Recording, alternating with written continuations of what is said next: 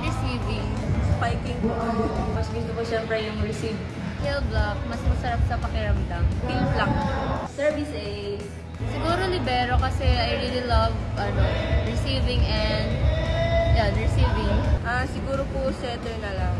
Though mahirap po siya pero kung gugustuhin mo naman po, di ba, yun, matututo ka naman po. Tsaka gusto ko din po matutunan mag-set ba.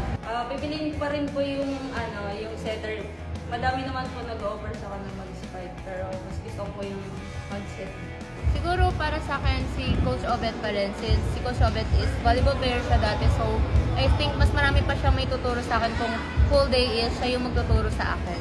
Syempre po si Alaysa Valdez. Si si Coach Obet kasi isa po siya sa magagaling na setter dito nung araw po niya, and yan. Gusto ko po na siya pa din yung magturo sa akin. Siguro yung hope ko po for this season 99 is makabalik po muna kami sa Final 4. And then, yun na lang po, maging process na lang yun kung hanggang saan po kami makakarating. So, hard work lang po para sa team namin para makarating po kami kung saan po kami makakarating.